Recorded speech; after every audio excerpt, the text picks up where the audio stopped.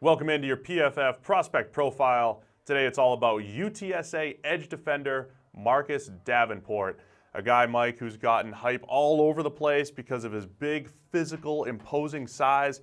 Actually jumped onto our radar after the 2016 season, had a solid 82.2 grade. You know, we highlighted him as a potential breakout player, and that's what we saw last season. So what do we like about Davenport, and where are some of the reservations? He is physically dominant. If you were to put together, an edge defender in the NFL today, he'd probably look a lot like Marcus Davenport. 6'6", 250 plus, these long arms and this explosive get off. It's all there. But the thing is, the pass rushing skill set, the sort of, football aspect of it, not quite there just yet. He basically won just because he was a pure freak of nature going up against not just small school tackles, small school right tackles. He was going up against probably the lowest of the low competition in the FBS. And yes, he did dominate, but a lot of the times it had nothing to do with his technique. He was literally running straight over tackles just because he was that physically dominant.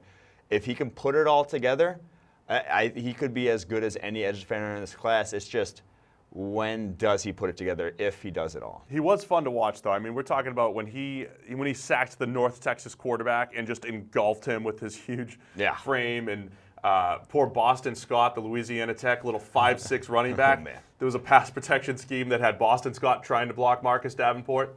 Did not go very well. He bull rushed him right back into the quarterback, and that was his go-to move. Reading it straight out of the draft guide, bull rush pressure once every 30.3 rushes. So that's his go-to move, is playing with power. But to your point, is that something that is either sustainable at the next level? Does he need more polish to his pure pass rush game? Because I'm going to read your line, too, because you wrote all these D-line breakdowns straight out of the guide. It's part of Edge and Elite. You can read it yourself.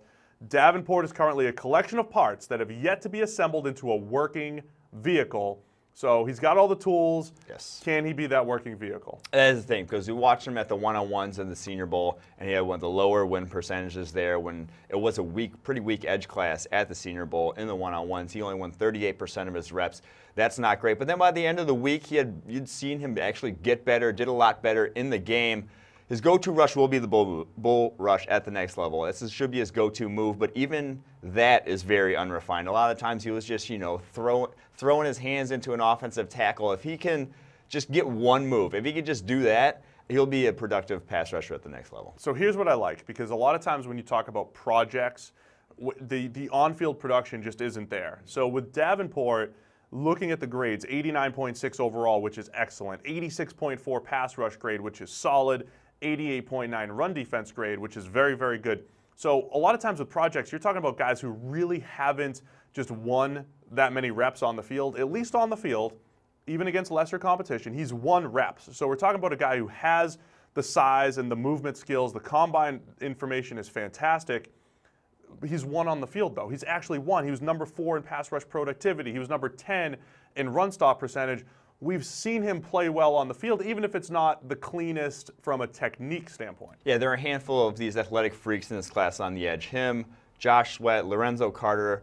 He's the only one of those that's actually, like you said, already performed at a high level at some point in their career. So from that perspective, he's already light years ahead of those guys. So if I'm taking a chance on a guy, he's probably the one I'm going to take a chance on. Yeah, it's Marcus Davenport. We called it a breakout season. We saw that in 2017. Sometimes he plays standing up, dropped into coverage a little bit in that UTSA scheme. A lot of fun to watch. We'll see if somebody could put it all together for Davenport. The tools are there.